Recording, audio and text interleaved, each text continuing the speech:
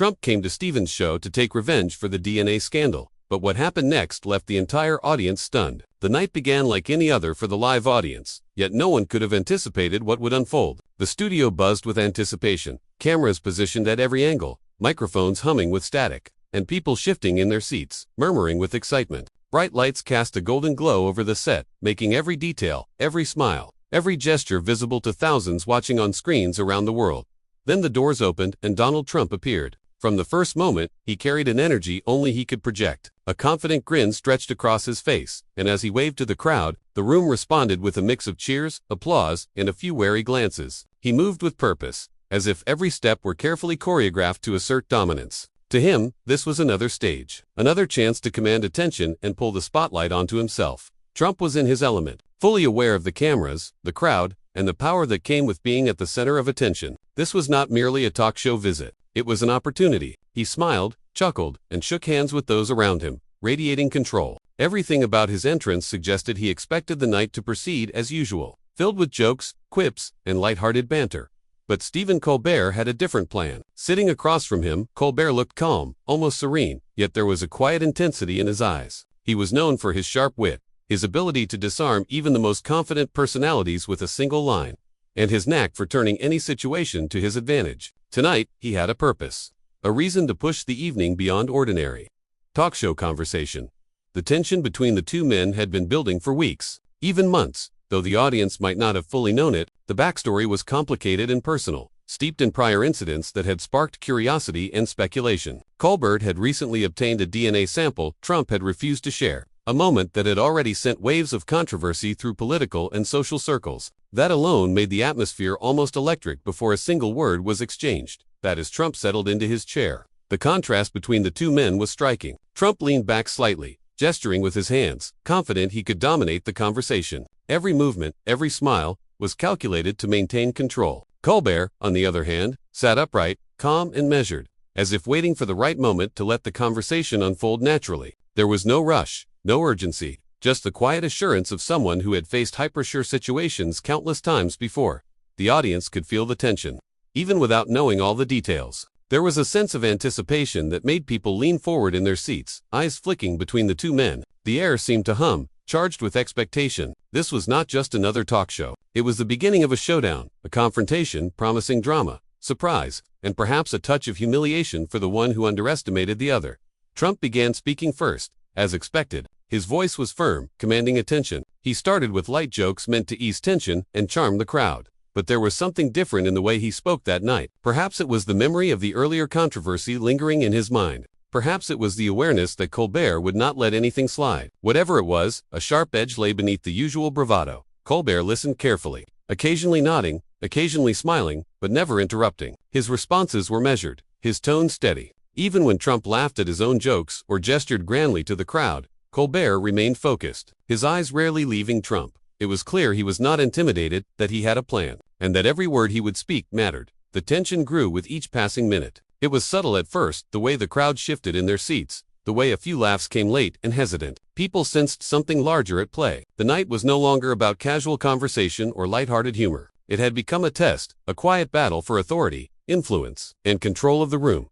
Trump's confidence, normally unshakable, met a challenge he had not expected. Colbert had mastered the art of stillness, of letting the other person reveal their intentions, of drawing out energy until it either worked in his favor or exposed cracks in their armor. Tonight, in the carefully lit studio, with cameras rolling and the audience watching, Colbert held that power.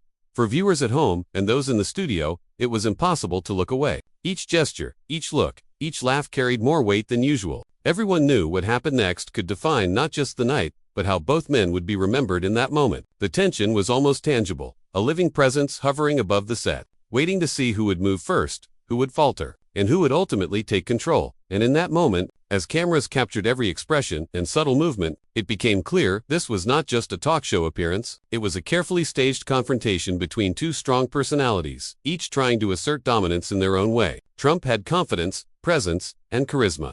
Colbert had patience, strategy, and control. And the audience, caught in the middle, was about to witness a moment that would be talked about long after the lights went down. The room had barely settled from the tension of the entrance when Stephen Colbert took control in his own quiet, deliberate way. There was no sudden movement, no dramatic flair, just a calmness that made the audience lean in, instinctively aware something big was coming. Stephen lifted a single document from the desk, holding it carefully between his fingers. He looked straight into the camera, eyes steady, expression serious but composed. "This DNA report will end everything," he said simply. The words cut through the studio's hum. No shouting, no grand gestures, just a clear, unflinching statement. The crowd leaned forward immediately, curiosity sharpening. Even casual viewers could feel the weight behind it. Everyone in the room understood the night was about to shift from routine conversation to something far more consequential. The story behind the document was tangled, full of rumors and whispers that had circulated for weeks. But there it was, black and white, tangible, impossible to ignore. The air felt thick, almost suffocating,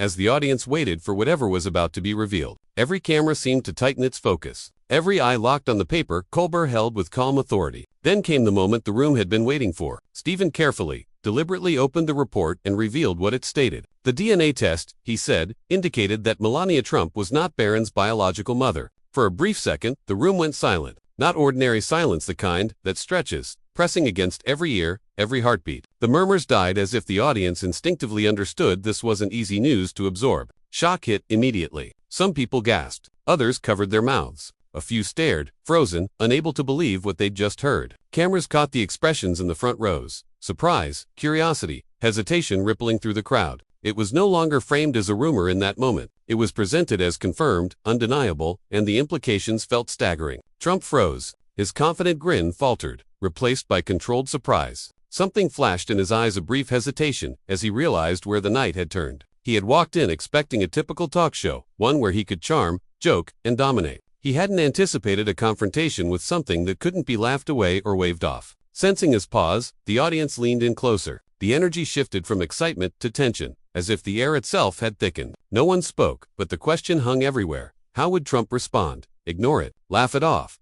Redirect? Colbert stayed calm, almost serene. He didn't rush to fill the silence. He offered no quick explanations, no justifications. He let the moment breathe, letting the audience absorb what had been said. His patience was deliberate. He understood timing, how a rushed defense could blunt the impact, while letting the truth sit could make it resonate. The weight wasn't only in the report, but in how it was delivered. Colbert gave it no sensationalism, no theatrics, no exaggerated gestures, no forced pauses. The calm presentation gave the moment credibility, making it harder to dismiss. The truth, as he framed it, stood alone in whispers started, low and restless, as people tried to process the implications. Even those accustomed to political controversy seemed momentarily speechless. It was the kind of story that had lived as speculation, debated in private. And now on that stage it was treated as public, concrete, undeniable. The room felt smaller, compressed by what had just been said. Cameras kept cutting back to Trump, capturing his expression as he processed it. The usual bluster and confidence were there, but tempered by a flicker of uncertainty. This wasn't planned. He was used to controlling conversations, steering discussion, shaping narratives. Tonight, he faced something that wouldn't bend easily to humor. The revelation became a turning point not just for the interview, but for the dynamic between the two men. Until then, the tension had simmered beneath polite exchange. Now it was front and center, impossible to ignore. The audience felt the shift in power, even if they couldn't name it. Colbert had set the stage in a way no one would forget, and Trump would have to respond. As seconds passed, the realization settled in. This wasn't about a joke, a playful tease, or a witty comeback. It was about a statement presented as fact, a moment demanding attention. For the audience, it was electrifying truth holding the spotlight without interference. For Trump, it was a talk show challenge unlike any other. By the time the room absorbed it, the atmosphere had changed completely. The energy was no longer light or playful. It was tense, charged. Everyone from the front row to the cameras understood the rest of the night would pivot around this. The shock still hung heavy and electric. But Donald Trump was nothing if not resilient. Within seconds, instinct kicked in. He leaned back, laughed loudly, and tried to shake off the report as if it were a minor inconvenience. The audience sensed the shift, realizing the tension wasn't ending, it was transforming into a battle of wit and presence. Trump's first words were calculated, edged with mockery. "Stephen," he said, a teasing smile stretching across his face. "Maybe next time, test yourself. You might be surprised." A nervous chuckle moved through the audience, half amusement, half uncertainty. Some laughed, but many stayed quiet, unsure whether to cheer or question. The laugh didn't land cleanly. It carried the awkwardness of knowing the moment wasn't appropriate for deflection. Trump did what he always did. He used humor to steer the room, soften blows, redirect attention away from discomfort. He tossed out jokes, slipped in insults at Colbert's expense, worked to keep the focus on himself rather than the statement that had stunned the studio. It was classic Trump: bold, confident, refusing to let vulnerability control the narrative. But cracks showed. Every joke met subtle resistance. Audience members shifted uncomfortably. Others exchanged glances that said, without words, "This isn't landing the way he thinks it is." The nervous laughs began to fade into quiet murmurs. Trump could sense it, but he pushed on, determined to hold the stage. Colbert remained calm, his patience deliberate. He smiled politely at Trump's remarks, but his eyes held quiet sharpness. He didn't need to jump in. Every joke, every deflection only underlined Trump's effort to mask what had just been put in front of him. Colbert understood that sometimes letting someone speak too much is the strongest move. By staying composed, he let the moment and the statement hang there without interruption. Trump continued, using humor as armor. He threw playful insults, poked fun at Colbert's style, even suggested the comedian was overreacting. The audience listened, and while a few chuckled at first, the laughter no longer carried its usual warmth. There was a sense the humor was a mask, a thin layer over tension that refused to fade. Trump was trying to control the story, but the story had already shifted beneath him. He pushed harder, relying on charisma and stage presence to command attention. He laughed at his own jokes, repeated punchlines for effect, and tried to rally the audience to his side. The nervous energy in the room was palpable, a mix of admiration, surprise, and discomfort. People understood Trump was trying to wrest control back, but something in the room resisted. The audience wasn't fully with him anymore. They were waiting, watching, anticipating how the moment would unfold. It highlighted a quiet truth about power and perception. Confidence can command attention, but it cannot always change minds. Trump leaned on reputation, a larger-than-life personality, and his ability to steer conversation. But the DNA revelation had shifted the balance. No matter how loudly he spoke or how quickly he cracked jokes, the audience could feel the weight behind Colbert's calm presence. Colbert's strategy was subtle and effective. He didn't interrupt. He didn't challenge aggressively. He didn't escalate unnecessarily. He let Trump speak, knowing every attempt to mock or deflect would be scrutinized not only by the studio audience, but by viewers everywhere. By staying composed, Colbert gave the crowd a reference point to calm, rational presence against which Trump's attempts at control were measured. Trump, realizing he wasn't winning the room, escalated slightly. His jokes sharpened, his voice grew louder, and his gestures became more pronounced. He tried to dominate the space, to make the focus entirely on his energy and humor. But the room had already shifted. People could see the effort, the tension, the cracks in what had seemed unshakable confidence. Still, Trump refused to let go. He kept talking, kept laughing, kept deflecting. He tried to pull attention away from the revelation and back onto himself. His instinct was clear: reclaim the narrative, turn vulnerability into dominance. But the audience, the quiet majority that had held its breath, was beginning to recognize the difference between humor and deflection, between laughter and discomfort. By the time this stretch reached its peak, it was clear Trump's strategy had only partially worked. He had captured attention and briefly redirected the energy, but he couldn't erase the underlying reality. Colbert's.com/measured presence kept the weight of the revelation hovering over every attempt at humor. And for the audience, the contrast was striking. Trump's flashy energy versus Colbert's composed authority. Both in the same room, but carrying very different influence. The change in the room was tangible. People leaned forward, expressions sharpened. The laughter was replaced by tense attention. The audience was no longer passive. They were engaged, invested, and aware. Every word and gesture from Trump now carried consequences. Every joke was weighed, and the balance of power had moved firmly into Colbert's favor. Even Trump's attempts to rally support fell flat. He repeated punchlines, tried to redirect attention, threw in playful jabs meant to win back favor. But the audience had already seen through it. They had heard the revelation, and they weren't letting humor cover it. Colbert.com, and unshaken, let the moment breathe. He didn't press further or pile on. The applause and cheers had already said enough. It was a rare moment of a room responding not to spectacle, but to composure and clear reasoning. For Trump, the impact was immediate. The methods he relied on, confidence, humor, showmanship, no longer carried the same weight. He faced the reality that with engaged listeners, facts could not be overshadowed by personality. The revelation, paired with Colbert's.com authority, had shifted the power entirely. What began as an attempt to dominate became a struggle to regain footing.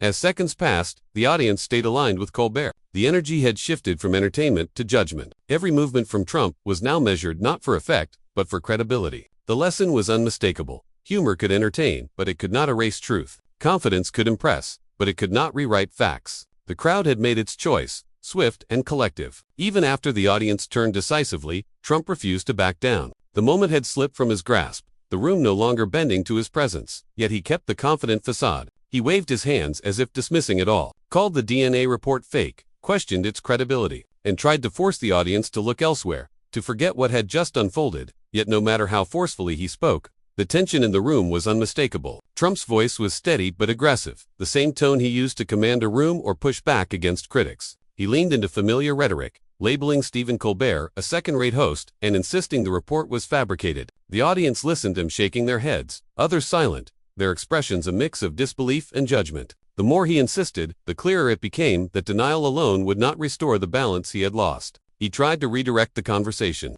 shifting from the revelation to broader topics, policies, past achievements, political successes. But the audience was no longer swayed. The energy had shifted too sharply. They had already registered the contrast between his confident deflections and Colbert's calm authority. Words that might have drawn applause on another night now fell flat, met with polite nods, quiet murmurs, and the occasional soft chuckle of disbelief. Colbert, composed as ever, maintained his calm. He didn't interrupt or argue aggressively. His steady, measured presence alone reinforced the sense that the report and the facts surrounding it were not up for debate. Every attempt Trump made to twist the narrative only highlighted the effort to distract, making the audience more attuned to the reality he was trying to avoid. Trump's demeanor, while outwardly confident, showed subtle cracks. His usual charisma was undercut by the weight of the audience's judgment. He gestured, joked, and spoke quickly, trying to fill the space with sound and energy. But the reactions told a different story. The collective silence, the slight shakes of heads, the whispers all pointed to the same conclusion. The crowd had already made up its mind.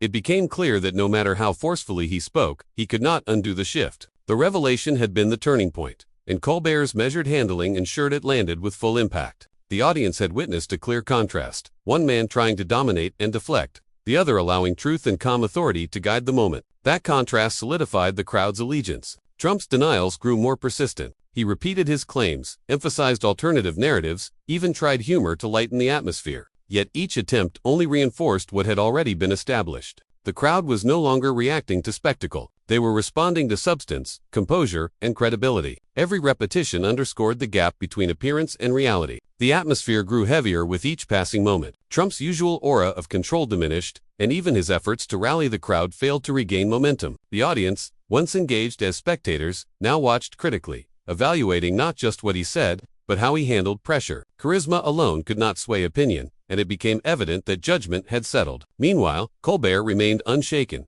his calm acting as a counterbalance to Trump's rising energy. He didn't gloat, press an advantage, or indulge in mockery. His restraint amplified the audience's reaction. By doing nothing aggressively, he allowed reality to speak for itself, showing that confidence grounded in truth carries more weight than bravado built on deflection. As the interview moved toward its conclusion, it was clear the night had fundamentally changed. Trump had tried to dominate, control, deflect, and charm his way through, but he had encountered a moment that couldn't be charmed away. The audience's perception, once flexible, had hardened. They recognized the power of calm authority, the weight of facts, and the limits of personality when faced with something undeniable. When the cameras stopped rolling, Trump walked off stage projecting confidence, as if nothing had happened. But the signs of a night not fully under his control were there. His public confidence had been challenged, tested in real time, and found incomplete. Colbert, by contrast, emerged without raising his voice or striking back a demonstration of restraint and measured presence. The aftermath left both the audience and viewers with a lesson that lingered.